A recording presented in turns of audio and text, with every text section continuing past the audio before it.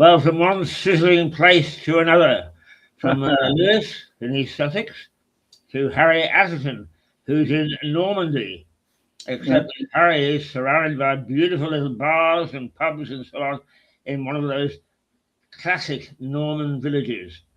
Have you been out sampling it all, Harry?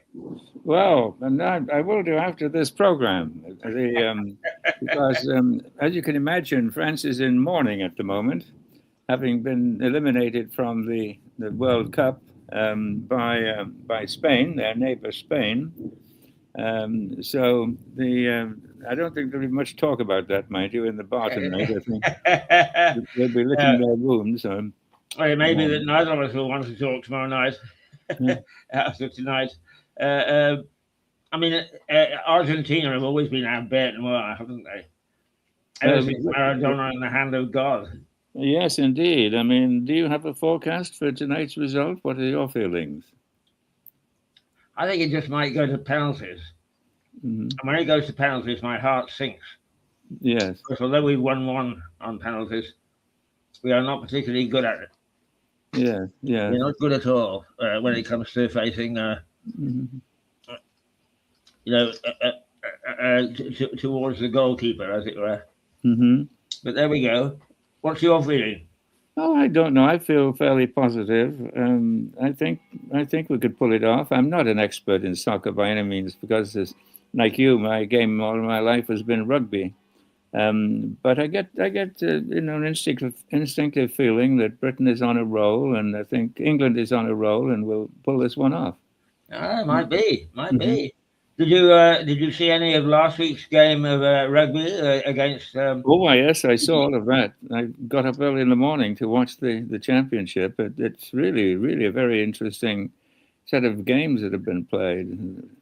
It is indeed. It is, but. I must say that if England could play like that against everybody, we would soon be back at the top of the ladder again. But we seem to be nobody knows which team is going to turn up. Indeed, and I think they need to play with more imagination. They're not as creative as they should be. Many of the other teams are much more inventive in the style of play that they're using, and we seem to be stuck in an old-fashioned, almost battering ram style of play, which we tried against South Africa, and that's the best team in the world we should try that against, because they're impregnable. I mean, but constantly battering to get over the line when they should have got it out to the three quarters and make the game more fluid. So tactically, we have got some good three quarters. We're building a good three quarter line anyway, and the experimenting with is Finn Smith seems to be a pretty good standoff half. Oh yes, indeed. Kicking is immaculate.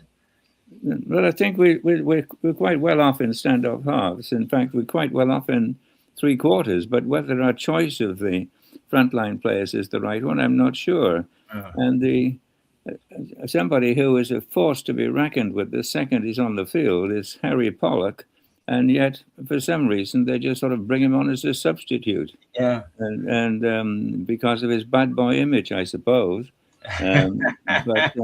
But second he's on the field, he changes the whole style of the game. Yeah. It's a shame that he's in competition with Ben Owes for the number 8 position, but because Ben Owes himself is an outstanding player, and they should find a way of accommodating them both, I'm sure. Yeah, absolutely. Perhaps it's a bit too much specialism today. Yeah. Anyway, it's an interesting distraction from the sorry state the world is in. We're back at war on several fronts again. Whether it's rugby, I'll get your view on that in a moment. But first of all, let's stay close to home. What's happening on the domestic front? Because I am absolutely fascinated by Maria Le Pen, and I'd like to know how she's getting on and how politics are moving along with her. Well, according to the polls, she's going to win, and the various opposition possibilities that she has in the second round, because there are 2 rounds in the presidential elections in France, that the potential people that she'll face she'll win quite handily in all cases. if the extreme left, Mélenchon, faces this, she'll just wipe the board because he just hasn't got the political credibility to be an alternative to her. One or two of the middle of the roaders, such as Attal, the former prime minister, and they have a possibility, but they too, according to the polls, they won't come close. So she's likely to win, and it's about time really, because it's a little bit like the Farage party in Britain. Everybody is putting them down, but the people, that's what they're asking for. Yes, it's a denial of democracy. Now, whether you're for Farage or for Le Pen or any of these people, that's not the question. The politicians are living in a bubble in both countries, and they're just not listening to the people. I agree with you totally. If it wasn't Farage, it would be somebody like him, and that's what they want. Yeah. And that's to a degree what they desperately need. And that's not there to defend Farage. It's just to think in a democracy we should listen to what people want. Well, I'm reasonably convinced that it is a typical political ploy to actually somebody gets up and says your policies stink, and they say, but you were caught in the pantry stealing the plum pie. Mm-hmm. Yeah. And our media is in such a state at the moment that plum pie, Farage and the plum pie, they concentrate on that sort of stuff, scandal and gossip, instead of whether in fact Farage is actually being pilloried. I think he is. You think if there was an election right now, he has a good chance of getting through? Or? From some of the more serious commentators, I'm told that his depth of support in the country is pretty enormous, and that the political parties are reacting to that. Sure, Star might well have gone full term. It could have been calm waters, but the Labour Party is panicking. The Liberal Party it seems to have gone in reverse, and Badenoch is emerging herself as a pretty firm leader who wants to lead the party in the right direction. But a commentary in the Telegraph the other day said, can she actually bury the old guard fast enough? And I think the answer is no, because they're still there on the benches, But I think what has happened is the Lib Dems, for the lanyard class, or whatever they call themselves, they have become simply a rallying point for opposition, as indeed have the Greens. The dissatisfied people who still want to stick with the old system, the old values, and they're there as protest entities, but I don't think they're going to have much effect on British politics or what the British public are looking for. Not the way I read it, and of course all of this the theatre that is surrounding the coronation of Burnham as the incoming Prime Minister. It's good for him in a sense, but wasn't there anybody in the entire firmament of Labour MPs that has the qualities necessary to put themselves forward, not necessarily to be Prime Minister, but to be allowed the chance to be Prime Minister? That this is more like simply a coronation. All the hope is centered on one man, and we really don't know what his policies are yet. And a lot of it hinges, as the newspapers say, on who he chooses as Chancellor of the Exchequer. Yeah. Well, I was a bit taken aback at myself, Harry, because Burnham over 2 or 3 years. From people that I know, as well as in the newspapers. And when the photograph first came up, I realised I didn't recognise this guy. I didn't know who he was. No, he's really been very Manchester-centric, if that's the right word. And whether he can actually appeal to the entire country, he may turn out to be worse than the one they've got at the moment, Stalin. Well, we don't know. We're really not sure what he stands for, what his policies are. It seems that he feels that Britain is undertaxed, and therefore will boost taxation, and doing nothing about cutting all these frightful and unnecessary expenditures. But we don't know. We don't know what his program is. He says he's going to work within the borders of the limits of the Labour Party manifesto when they were elected with a landslide victory, but I think that's already been blown apart with Rachel Reeves. So we don't know what he's going to do. Now, individually, he's quite a personable guy. He seems to be easy, relatable, and doing well. He's a very good politician, I think. He knows how to work people and change his views according to which way the wind is blowing on us in the morning. So it's obviously got leadership qualities, but what his program is, nobody knows. And also, he's a new boy stepping in from the cold with all the old guard, much as they may be on the defensive, ready to watch his every step. And the people that he's called upon to be his own Praetorian Guard, the Miliband's, for instance, are already disgusted by the country. Well, this is it. I mean, the Miliband brothers, who were essentially his contemporaries when he got into politics, so he's pretty close to them, and they have a lot in common. I mean, David Miliband was a disaster as a foreign minister, and who's probably going to become foreign minister again. And Ed Miliband is transformed into an ideological nutcase with his zero fanaticism. So I don't know. I mean, I think for him to have any chance of success of pulling the country around, he'd have to distance himself from these people. He's got talent around him, Mahmoud, for instance, and others. But it depends what his choices are. Now, will his old loyalties, as you say, to the old guard, will they stick through? He has a chance to make a good impression, but you only have one chance to make a first impression. And that, we haven't seen that yet. So let's keep an open mind on what he's going to do. There's no alternative to him at the moment. But that can be disastrous for Britain, because already a number of countries are treating us with suspicion.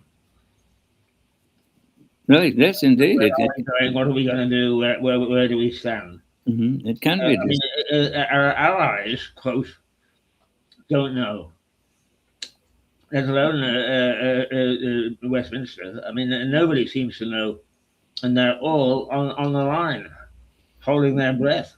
Well, when we talk about allies, who we're really talking about? Because I'm not sure we do have allies. And he left.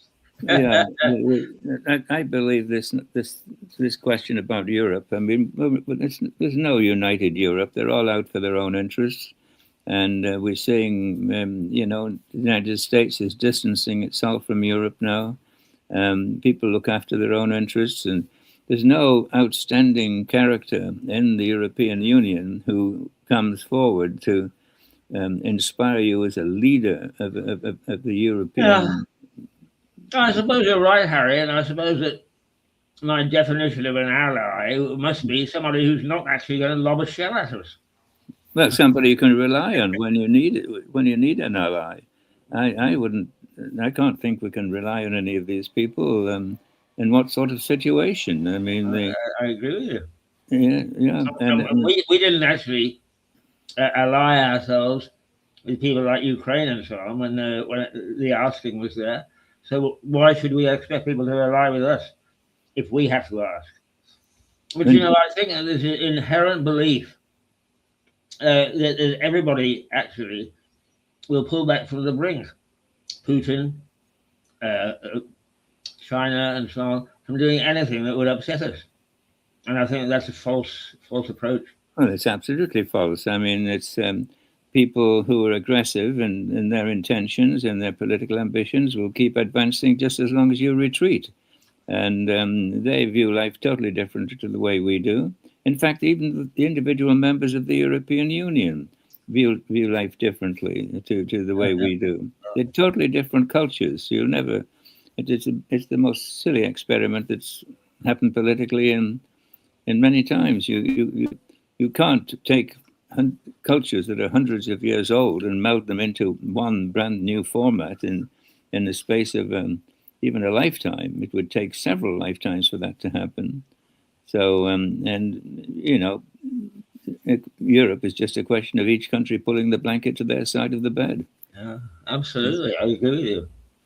Mhm. Right. Okay. What is happening in Europe? Not necessarily EU. What's happening in Europe that has struck you this past week since we talked last? Well, Europe, and talking about allies. I mean, everybody is supposedly behind Ukraine and applying new sanctions and what have you, but we're buying record amounts of Russian gas to stock up in gas for when there no longer will be the cheap gas, and we are fueling. We're actually paying for all the thousands of missiles that are being rained down on Kiev right now, and yet we claim to be, and yet we're putting money into Ukraine. I mean, it's completely ridiculous. We are actually doing business to the tune of, I think we just about last month we bought $5 to $6 billion worth of gas from Russia. That's fueling the Russian war machine. Yeah. So and of course you add to that the stupidity, the fact that we've got gas ourselves and which we refuse to. Yeah, that's right. The Miliband says no. Everybody snaps to attention. Yeah. I mean, it is ridiculous. Yeah. And none of these people that are so dominant at the moment in dictating our economic climate are answerable to the British electorate. Indeed, well, the British electorate is being ignored. I mean, the Tories proved themselves useless, and they were no longer conservatives in the final 10, 15 years of their recent hegemony in British politics. They weren't Tory conservatives at all. They had become almost the old style liberal Democrats, and party has still got so many wets in it, Gok and people like that.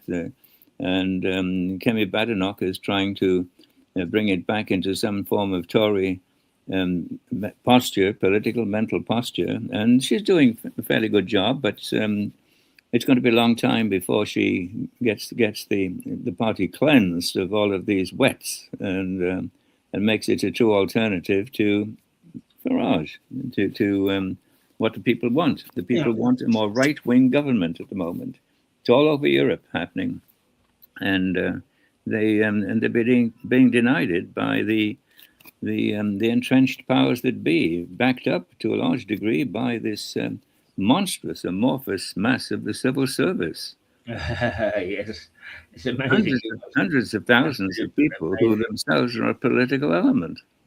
Yeah, yes, Minister is a predominant way of running the government, I think. Right, Harry, let's move on from Europe and then Britain. What has our Mr. Trump been up to?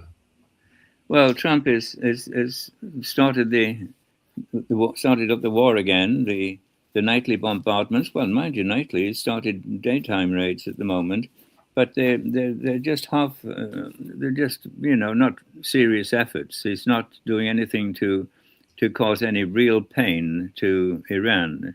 Only when he starts attacking infrastructure such as bridges, energy centers, oil production, takes out Cork Island or something quite serious like that. And surprisingly enough, many of the water desalination plants, that's the only way you'd bring Iran to its needs. It's to its knees. It's led by a band of ideological fanatics and bombing their military installations, which they've got now well hidden, and still quite powerful. They're able to riposte quite easily with the huge supply of rockets and drones. So unless he starts to fight a serious war, he's going to lose. I'm not sure if he hasn't already lost. Yes. And, Well, and I mean, it was interesting that the first ship to put its nose into the Straits of Hormuz was attacked. yeah. It's all right. We'll let you alone. Boom. But Trump has produced has proved that he's not the person of the moment. He started off with I mean, a detestable guy in terms of his personality, but a few ideas that I think were needed. One, at least, is to stop the Iranians getting the atomic bomb. That was a very necessary step. And so the Iran war was very necessary to put a stop to that. They were apparently very close to having the bomb.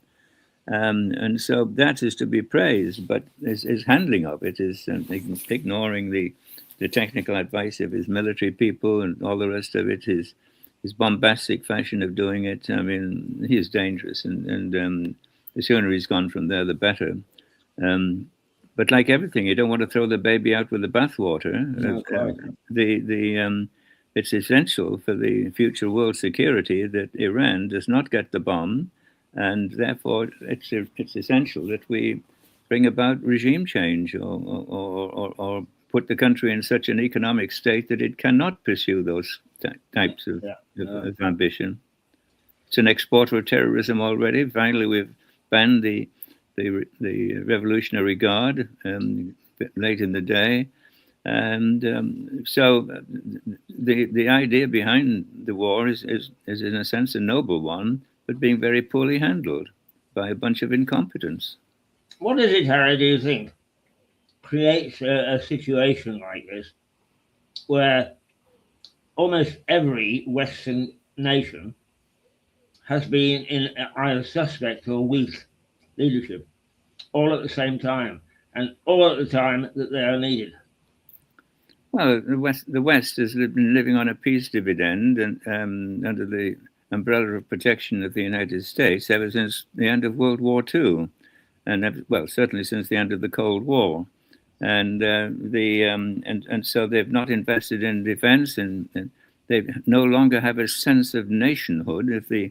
If you're to believe the polls that which are quoted, very few British young people would believe in defending their country anymore.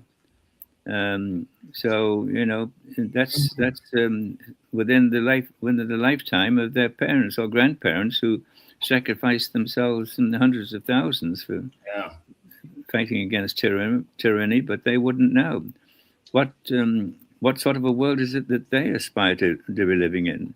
Well, I don't think a lot of these youngsters that go abroad go to anything other than sand and sangria, and they come back thinking that's what it's like out there. Yeah. Isn't that absolutely wonderful? Why would we disrupt something like that? Yeah. I have no idea of the way that people live under the sun of authoritarian rule and so on and so forth in so many of these countries. Mm-hmm. Well, this is it. I mean, do we want to retain the Britain? Well, if you're in my childhood, that's one aspect of it. But the world is changing all the time. We perhaps we're no longer up to date with the collective will of the people. But is there such a thing as a British identity anymore? Devolution. Many of the old hatreds have come to the fore. Scotland, Wales, the English. I'm not sure it's a very healthy situation to be in, and so maybe our time is past. And the news. I think it is, Harry. Having said that, what's filling the gap isn't very satisfactory. I mean, we can't say anymore. Well, that's not very good, but at least it will do. We're having to say that's not very good and it won't do. But we don't know what's going to fill that gap. You're quite right. Well, we're living in a world now where this Anne Widdecombe's death, for instance, the notion that we should have political or ideological assassinations, terrorist assassinations in Britain, it's almost becoming as if it's normal. The hate that is being spewed on both by left and right. It is a country that is becoming highly unrecognizable unless we're prepared to clamp down very hard on that. That's going to the new world that our children, grandchildren, and their children are going to grow up in. In some ways, that's who we have to worry about, isn't it? Our children, because it's not going to make much difference to you and I, to the amount of time that we've got left. But I don't think that nowadays that people look too much to the future. Well, that's right. They look for the moment. They live for the moment, and they want somebody else to pay for it. That's the yes. Yeah. And of how course, are we on? I had occasion this week to ask AI if they could find out for me the people involved in a concert in Moscow with the Korean, what I understood, the Korean State Orchestra and the Moscow Symphony. And he came back and said, there's no record of ever, those two musical groups playing together. And I said, well, I was at this concert. And apparently, what they do is they put together an orchestra of traditional instruments, which this was. And for such occasions, the Russians put together a skeleton orchestra, not really the proper symphony. And this was a brilliant concert. It was an absolutely brilliant concert. But I also found out that one of the pupils that I had, and the reason that I was there when I was in Moscow, was a lovely little Korean girl who apparently benefited very well from my training because she went back to be a star reporter in Korea and went out and became a White House correspondent and reported on the big issues in the States. So I was quite pleased that in asking about one thing, I discovered something else. Yeah. But Korea, Russia, what of them? Well, Russia, in many ways, I worry less about Russia than our reaction to it. Russia has, under the current regime, is aggressive. It's trying to rebuild the old Russian Empire, or at least part of it, and it's failed. It needs to be resisted. But I almost feel that Russia is a spent force, apart from its very powerful nuclear arsenal, and doesn't get silly and start throwing that around. It is no longer an economic force to be reckoned with, and its economy is essentially based on fossil fuels, and they're in decline in usage generally in the world. There's going to be an oil glut fairly soon, I think, once the current problems are resolved. So I don't see Russia really being in a position strong enough to cause a lot of damage in the next few years. It can be useful waving that flag, that possibility, to get the Europeans to spend more on defense, because it's only when you have a strong defense that you deter aggression. So it's very important that we use this opportunity to build on the myth, I suppose, that Russia will attack the rest of Europe. I think it could do in parts up in the Baltics, one or two adventures there. But no, I don't see Russia as a long-term threat, but only as long as we keep ourselves well armed and ready to deter them. And you know, with this wishy-washy approach that Britain has, is that reflected in the rest of Europe? I'm sorry, I missed that one. The wishy-washy approach that we've got to defence, is that reflected in the rest of Europe? Well, it's not a priority. Their priority is to sign on another 1,000 people on the welfare rolls every day, and spending many times the cost of defending the country and putting the country back on a solid economic base. The priorities are different. They cater to their voters. These are the people who will vote for them. And it's a way of purchasing votes.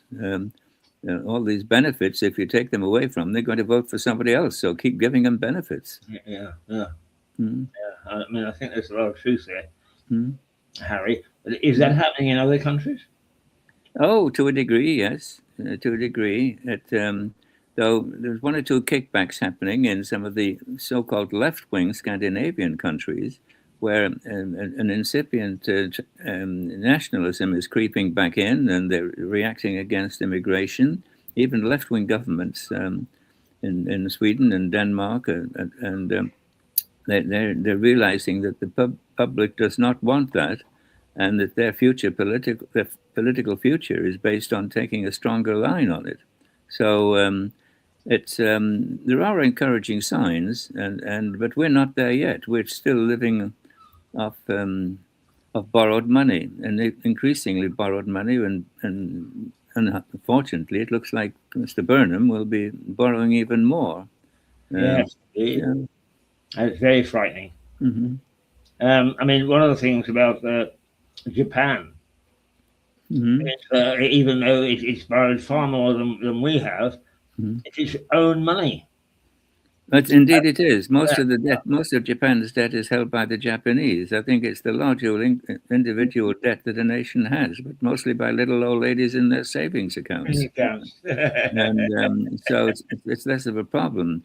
But they're in the front line, of course, against an emerging and even more aggressive China. So they, too, are in a very delicate position. Hopefully, the counterbalance of India, which is emerging as a very strong economic power and military power, will hold the Chinese in check. But hegemony over the South China Sea is, domination of countries like the Philippines and the rest of it has pretty much been handed to China on a plate. And they're not going to back off anytime soon. And of course, their ambition is to reunite Taiwan with the mainland. Yeah. And they want to do that in time for the anniversary of their revolution, and that's 59, is it? 49, sorry. So they're hell bent on doing that. And the latest story is that they're building entire mock-ups of the American fleet in the desert. And practicing dummy runs or real runs on how to destroy battleships and aircraft carriers. Amazing. All they got to do is to watch Tora. Yeah. They're on celluloid. I know. And they're increasing their armed forces constantly, and yet we just seem to be blind to that possibility. Well, actually, in fairness, Harry, China hasn't made as many militant challenges as it has in the past. Is it actually keeping its powder dry? Is it sort of pretending to back off a little, to soften its stance, while getting on with it behind closed doors, which of course Hitler did? Well, I think China faces a particular set of problems. One we've talked about before is that they're still paying the price of their reduced population from the one baby policy, which has been reversed, but it's a little bit, that'll take another generation or two to put that right. So they have a shrinking population. They have a population which is becoming more middle class and will want a greater say in things. Now, Xi Jinping, the leader, is cementing his authority, his dictatorial authority, to a degree, to prevent against that change. But I think eventually, structurally, it'll be forced within itself, and there'll be some sort of a progressive regime change. Maybe not in our lifetime, that's for sure. But in the next 50 years, China will, I think, have its structural changes, which will require some level of democracy to be introduced. And at the moment, I mean, it's a highly surveyed and spied on public, and anybody who says the wrong thing, disappears, and it's very, very It's very much of a totalitarian state, and the current regime is making it even more so. Yeah. But that can only go to certain limits. It's just like Putin in Russia. I mean, there's going to be people who will turn against him in the long run. While you're successful, that's fine. But when things start to go wrong, they blame somebody, and there's always powers behind the throne. That's true. Always somebody looking for allies for their own position. Or ambitions of their own to take over. Yeah. Yeah. Is this sense of unease across the Pacific still there, Harry, or are the leaders there beginning to breathe a little sigh of relief? It's not going to happen on my watch. I'm sorry, I missed that, Steve. It's not going to happen on my watch. No, well, that's right, and people push it off. We're moving in France. We're moving towards the end of the rule of Macron, and so he's a bit lame duck now as a president. So he's trying to establish what he thinks his legacy should have been, but he hasn't been a success. Many people say he was too bright for his own good. He was an intellectual. He wasn't a practical sort of a person. And, interesting guy, great speaker, great talker, personable, young, dynamic to a degree. But I think he's, to quote Keir Starmer, he's left France in a worse state than when he found it. Yes, I mean, actually, where the worry has been expressed about interference from Moscow has been amongst the northern states like Hungary, Poland, and so on and so forth. Mm-hmm. Is the same sense of anxiety present in the rest of Europe? Oh no, not at all. There's even in France. There's no anxiety whatsoever. When these questions are asked to the public in broad polling, they don't even get onto the question list. Nobody sees Russia as a threat at all. It's only those countries that are in the front line that, as I said, the Baltic states, Poland, Hungary to a degree, that really begin to get a reaction amongst the voting public. But no, there's a total lack of awareness, and even in Germany, it's not a priority for them to arm against any potential invasion by Russia. Yeah, and it is alarming, isn't it? Mm-hmm. Yeah, it is alarming. There's a lack of awareness, and as you mentioned yourself earlier, it's we're living in an age of what can I get better that somebody else will pay for. Yeah. So now we know that there's lots of disruption in Gulf countries, but the rest of Africa is described as a sleeping giant. Do you share that view? Well, indeed it is. The potential of Africa is enormous in the long term, but they have to get over various structural problems, and they're just moving. Some of the countries are still dictatorships or semi-dictatorships, and democracy is only beginning to raise its head in others. So no, it's going to take time, but it is, and of course it's very rich in mineral resources of one kind or another. But I don't see it as being a united force that is going to change the direction of the world. It will still need a lot of support, I think, for a generation or two in Africa. I don't think, in other words, I don't see any threat to world order coming from Africa. You've got these local conflagrations, such as Sudan, South Sudan at the moment. They could develop into something more serious, but no, they're localized, and I think that's a problem that they have to solve amongst themselves. South America the same? No, South America is well, yeah, South America. We've got. Let's get to talk about Argentina. And if they win tonight, they will be literally politicizing the event to try and get their hands back on the Falkland Islands, which is a bit of a joke, really, considering the history of the Falkland Islands were annexed to Britain in as early as 1690, and Argentina didn't exist until 1816. So how they can claim the Falklands is a mystery to me. And of course, the Falklands were settled mostly by Falklands. If you take the name Falklands, it's a name I think that comes from Fife in Scotland, and it was essentially settlement in the Falklands began in the 1830s and 1833 about. So the society, the Falkland Islanders, are overwhelmingly British, and voted overwhelmingly to, apart from 3 votes, I think, to remain British when they had the referendum. So the actual logic of why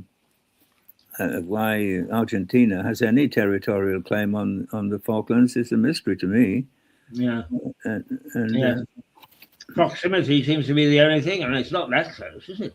No, it's not. It's not a question of proximity. I mean, there are many other flashpoints or potential flashpoints that exist in the world.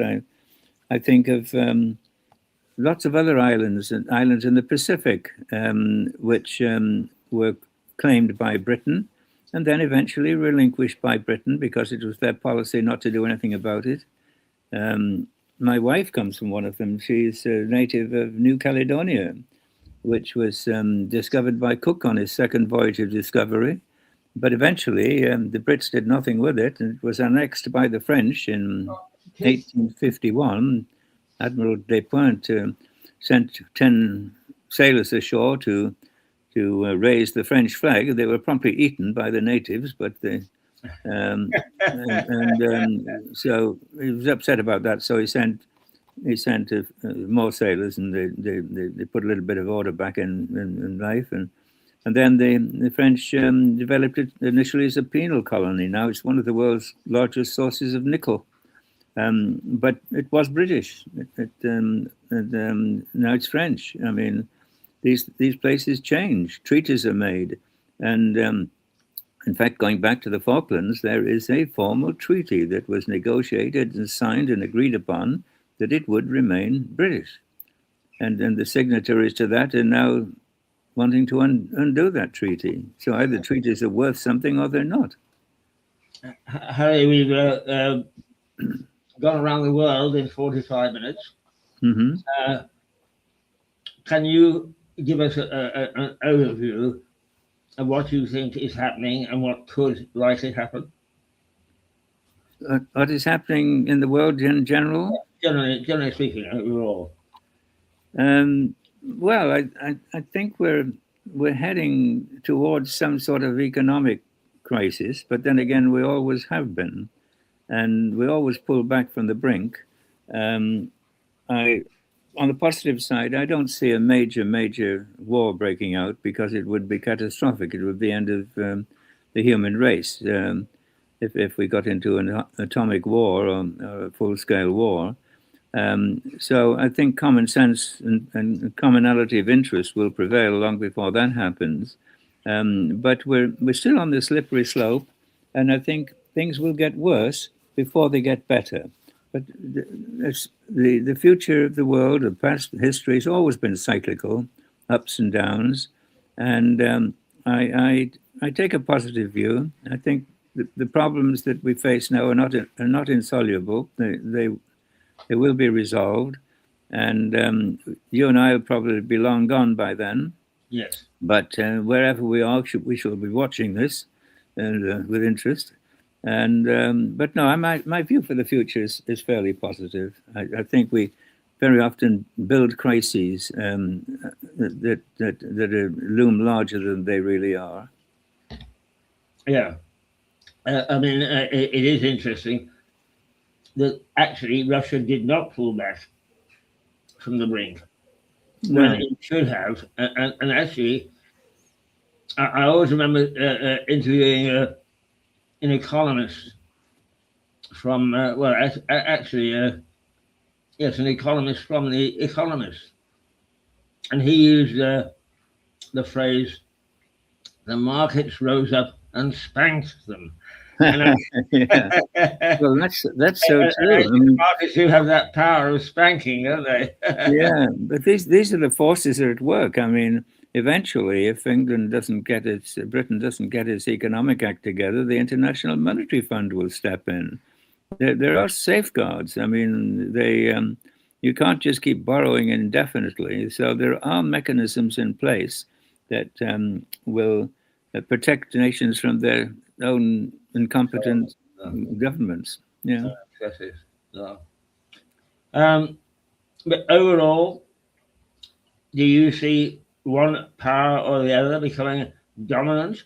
Can you see any signs of that at the moment as to who that might be? Any signs of?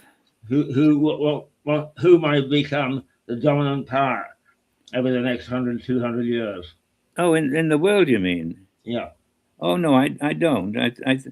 I think the world is essentially fragmenting at the moment into power bases, and they will find a level of equilibrium. And there's no future in any of them in going into a major war, not with modern weaponry. So there'll be spheres of influence, and they will change. I don't think we should write off the American sphere of influence just yet. I think it's going to be around for at least another generation or two. It's still a very powerful force to be reckoned with. It's had a dearth of good leaders recently. It had so-called nice guys like Barack Obama, who really were quite, I think, useless. They didn't do anything, really. And we've had these raving nutcases like Trump, who is making a mess of things altogether. Probably the calmest time we had was under people like Reagan, the film actor. And the world it kept the world pretty much at peace in the Reagan years. So, it's not worth saying he was a good president or a bad president, but Harry Truman was a great president, I think. He kept the lid on things after World War II. And so we need somebody like that to take over. And on the sphere of influence of which we will be part. Now, the other Asian spheres of influence, led by China, of course, and involving North Korea and others, and maybe some of the Middle Eastern countries, there'll be other spheres of interest, and they will follow their path. But all things being cyclical, they've constantly, the more powerful somebody becomes in a regime, the more they've got to watch their backs. Yeah, that's right. Well, Harry, as usual, wonderful analysis. We have gone out live, but this will be replayed tomorrow morning for those people who are used to having you on on a Thursday morning. So if you roll out of bed and you've got the television controller in your hand, at some stage you can click it and watch yourself. The reason I couldn't do it tomorrow morning is because I'm seeing the surgeon tomorrow. I managed to fall over for the second time in 2 weeks and tore all the muscles in my left arm. And it's a bit of a mess, actually, inside, and all my ligaments are broken and very painful. So I'll be seeing the surgeon tomorrow to see if, he's not going to take my arm off. Yeah. Well, let's hope not. Yeah. Well, Harry, we wish you all the best with your visit to the hospital. And catch up with you next week. And catch up with you next week, I take it. Yeah. Yes, and I am, because my own program is often dictated by people with stethoscopes around their necks. I understand what you'll be going through tomorrow. But hopefully that won't last for too long. Well, tomorrow we'll be able to celebrate England's victory over Argentina. So, Yes. Well, 3-1 is round. Don't drop the glass. 3-1 is my forecast. Is that right? Yeah. All right. Yeah. I should watch as we go along. to see how close you are to be able to say that's what it should have been. And you know what? If they lose, as long as they played the game, I'm going to shrug. But it's not the end of the world. It becomes well, the friends go to these extremes and they set fire to the cars and riots. I mean, that's ridiculous. Well, perhaps to one or two people it is a mess of the end of the world, but to us, certainly not. It just means probably the setting of the manager. Exactly. Yeah. So we'll celebrate tomorrow. It's a delight to have you as usual and talk to you, and we'll see you next week, hopefully. Okay, Keith.